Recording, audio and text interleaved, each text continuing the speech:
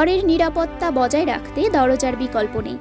তবে কখনো ভেবে দেখেছেন, যেখানে বাস করছেন সেখানে যদি কোনো দরজা না থাকে তাহলে কি হবে? সবার প্রথমে নিশ্চয়ই মাথায় আসছে চুরি বা ডাকাতির কথা। জানলে অবাক হবেন, ভারতের মহারাষ্ট্রে এমন একটি গ্রাম আছে যেখানকার কোনো ঘরেই নেই দরজা, আর সেখানে চুরিও হয় না শাস্তির ভয়ে।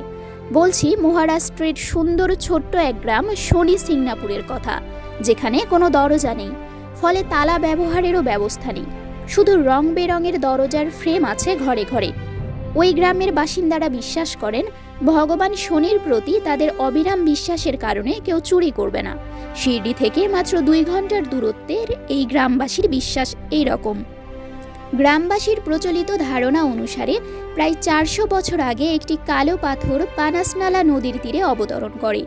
স্থানীয় এক ব্যক্তি ধারালো রড দিয়ে আঘাত করলে ওই পাথর থেকে রক্ত বের হতে থাকে।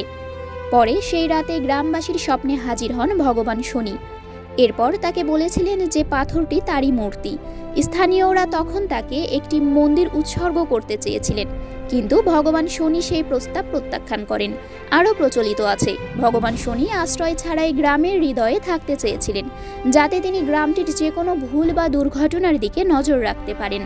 এছাড়া তিনি স্থানীয়দের প্রতিশ্রুতি দিয়েছিলেন যে কোনো দুর্ঘটনা ও বিপদ থেকে গ্রামটিকে রক্ষা করবেন।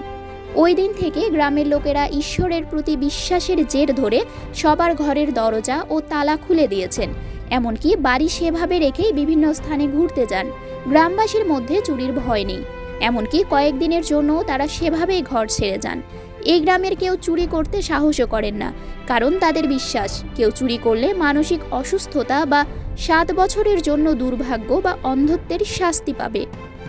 তবে গ্রামের কোনো ঘরে যাতে কুকুর সহ অন্যান্য প্রাণী ঢুকতে না পারে সেজন্য কাঠের প্যানেল স্থাপন করা হয়েছে।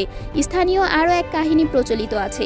এক ব্যক্তি নাকি তার ঘরের বাইরে একটি দরজা তৈরি করেছিলেন, অতঃপর পরের দিন তার সঙ্গে বিরাট এক দুর্ঘটনা ঘটে। এই ঘটনার পর থেকে গ্রামের আর কেউ সাহস দেখায়নি। জানলে অবাক হবেন, এই গ্রামের পুলিশ স্টেশন ও পোস্ট অফিসেও দরজা নেই। আপনি যদি এ পর্যন্ত আমাদের ভিডিওটি দেখে থাকেন তাহলে লাইক শেয়ার দিয়ে আমাদের সাথেই থাকুন।